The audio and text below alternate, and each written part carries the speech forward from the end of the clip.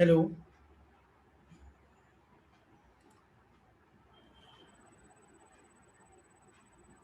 वैभव, आवाज येतो का माझा? हो सर. येतो स्क्रीन सर आवाज. स्क्रीन पण दिसते ना? स्क्रीन दिसते का मित्रांनो? हो सर. हो सर. हो सर. हो sir. Okay okay, good good good.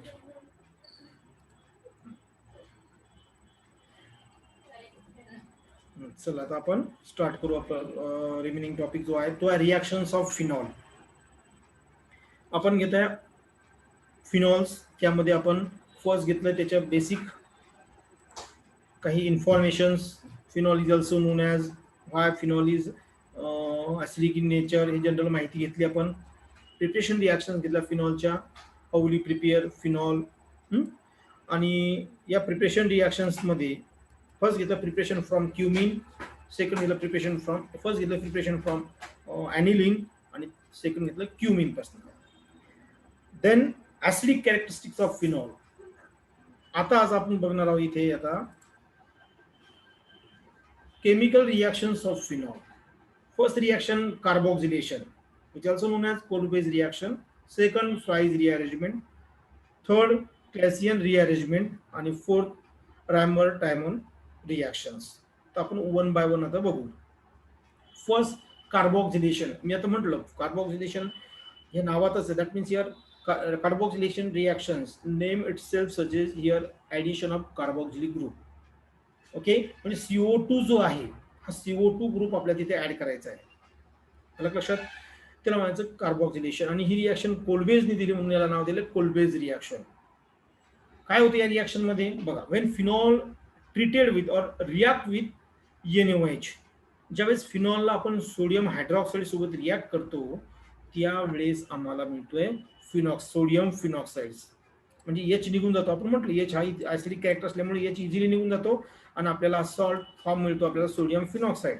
आत्ताच आपण ऍसिडिक कॅरेक्टर मध्ये शिकलो. Now this sodium phenoxide then react with carbon dioxide, CO2 सोबत रिॲक्शन करतात. आता हा एक कसं असतं CO2 मी या ठिकाणी तुम्हाला दाखवतो बघा.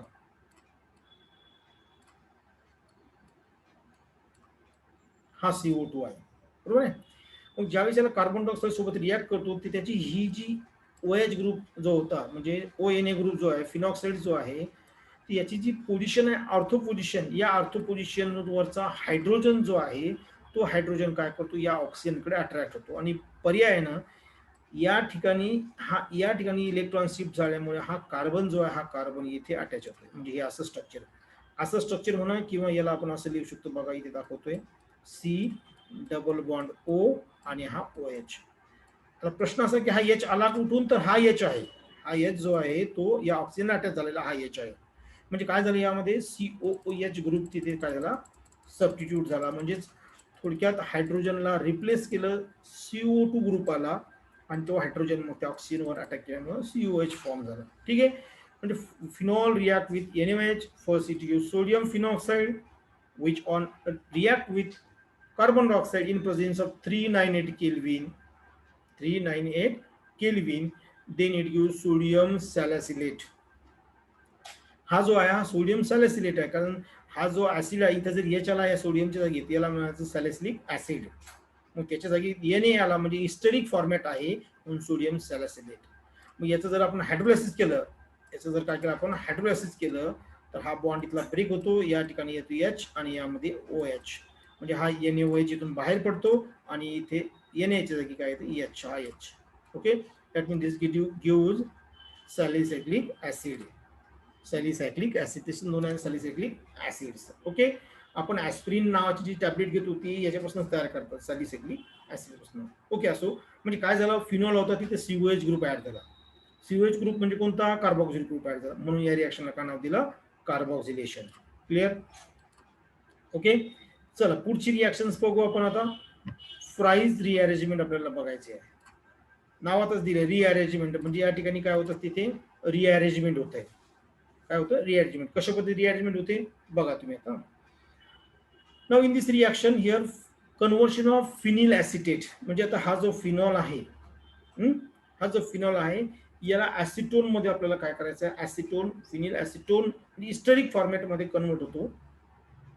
तो हिस्टोरिक फॉर्मॅट जो आहे तो एक्झॅक्ट पॅरा पोझिशनला किंवा आर्थो पोझिशनला ऍसिटोफिनॉनच्या फॉर्म मध्ये कन्वर्ट होतो, रिअरेंज होतो. काय होतो, रिअरेंज होतो. ते आता कसं आहे बघा. of this phenol react with acetic anhydride. That means this is a acetylation reaction. Acetyl group या ठिकाणी ऍड झाला. म्हणजे बघा ही रिएक्शन मी इथे दाखवतो. सी डबल बॉन्ड ओ, ओ, सी डबल बॉन्ड ओ आणि इथे पण CS3.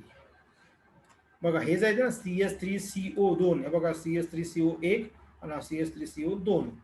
हे CS3CO चे 2. ओके, आणि हा एक ओ, हा दिसतोय ओ आपल्याला तो. ठीक आहे. Now this is known as acetic anhydride. याला म्हणतात acetic anhydride. Now this acetic anhydride react with phenol. Phenol सोबत तो रिएक्ट होतो. होतं का, हा H जो आहे, हा H आणि हा एवढा पार्ट CS3COH आणि निघून गेला. म्हणजे हा काय निघून गेला, CS3COOH ऍसिटिक ऍसिड निघून गेला. रिमेनिंग या ऑक्सिजनला हा कार्बन जो आहे C double bond O carbon, हा झाला बघा C double bond O carbon आणि हा CS3. म्हणजे हा एवढा पार्ट जो आहे, हा जो एवढा पार्ट दिसतोय आपल्याला, हा एवढा पार्ट या ऑक्सिजनला अटॅच झाला, हे दिसतंय इथे. Okay, now this is known as phenyl acetate. हा जो कंपाऊंड तयार झाला याचं नाव काय आहे, फिनिल ॲसिटेट आहे. बघा सोडियम असेल तर आपण काय म्हणतो, सोडियम फिनॉक्स. आता यामध्ये जो आहे हा फिनिल ग्रुपला कोणता इथे फंक्शनल ग्रुप आला, ॲसिटेट आला, CS3CO ग्रुप आलाय, म्हणजे ॲसिटेट फॉर्म आहे. Now it heated with AlCl3. हा ऍसिड आहे FeCl3, AlCl3, लेविज ऍसिड.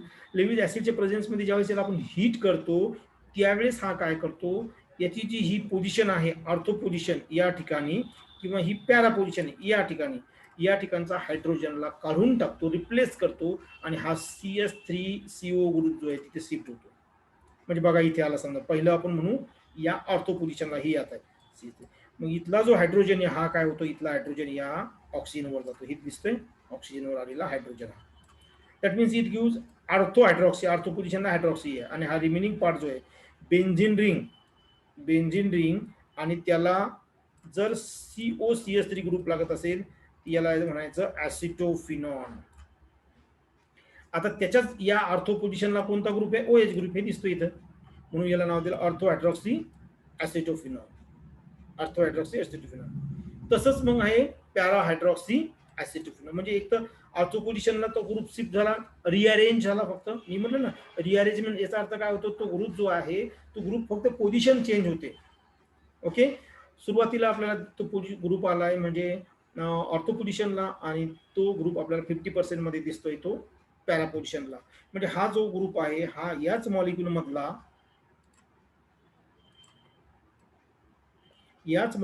हा जो ग्रुप आहे CS3CO ग्रुप, हा ग्रुप फक्त काय करतोय, पोझिशन. हाच ग्रुप म्हणजे मॉलिक्यूल मध्ये काय ऍड झालं का नाही, या मॉलिक्यूल मध्ये काही ऍडही झालं नाही किंवा काही रिमूव्ह झालं नाही. फक्त हा जो ग्रुप आहे हा इथून इथे आला आणि इथला हायड्रोजन तिथे गेला. म्हणजे आपल्याला अशा पद्धतीने ऑर्थो हायड्रॉक्सी ऍसिटोफिनॉन आणि पॅरा हायड्रॉक्सी ऍसिटोफिनॉन मिळालं. That's why this reaction is known as a rearrangement reaction. Fries rearrangement reaction. Okay, नंतरची तिसरी रिएक्शन जी आहे, तिसरी रिएक्शन आपल्याला ह्याची सेम रिअरेंजमेंट असते. इथे सुद्धा काय आहे, रिअरेंजमेंट आहे, क्लॅसियन रिअरेंजमेंट रिएक्शन. क्लॅसियन रिअरेंजमेंट रिएक्शन्स काय आहे बघा. आता यामध्ये फिनॉल जो आहे, आता इथे दाखवतो म्हणून फिनॉल तयार करतो अगोदर. बघा हा फिनॉल आहे. हा फिनॉल सुरुवातीला अलील जो इथर घेतला आपण, अनिल फिलेल इथर फॉर्म केला होता. म्हणजे या ठिकाणी बघा इथं CH2 CH double bond CH2, हा जो आहे हा दिसतो इथे स्ट्रक्चर. हे तुमचा ही फिनॉल नाही, हा फिनॉल नसून हा काय आहे, अलील फिनिल इथर आहे. आता हे कशा पद्धतीने बघा, हा कोणता ग्रुप आहे, फिनिल ग्रुप. हा कोणता ग्रुप आहे, अलील ग्रुप. आपल्याला हे माहिती आहे, अलील ग्रुप विषय माहिती आपण घेतली.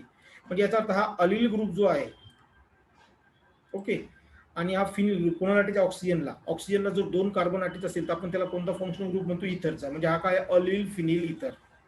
एक अलील ग्रुप आहे, एक फिनिल ग्रुप आहे. अलीलचा ए अगोदर येतो म्हणून अलिल फिनिल इथर.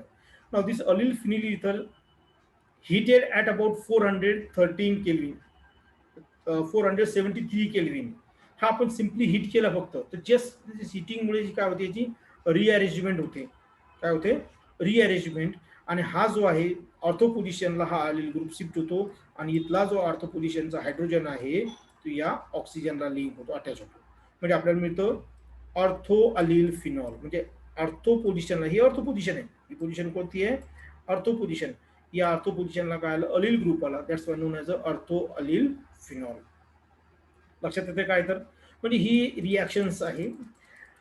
इथे सुद्धा काय झालं, हा जो आहे अलिल फिनिल इथर यामध्ये फक्त रिअरेंजमेंट झालं. म्हणजे हा जो अलिल ग्रुप आहे तो अलिल ग्रुप काय झालाय? रिअरेंज झालाय, फक्त इथून या ऑर्थो पोझिशनवर आलाय. म्हणून या रिॲक्शनला सुद्धा काय म्हटलं? रिअरेंजमेंट रिॲक्शन म्हटलं. ओके. त्याच्यानंतर तिसरी शेवटची आणि चौथी लास्ट रिॲक्शन्स आहे ती आहे Reimer Tiemann reactions. Okay. Reimer Tiemann reactions मध्ये काय होतं? This reaction use to put phenol into ortho hydroxy बेन्झाल्डिहाइड.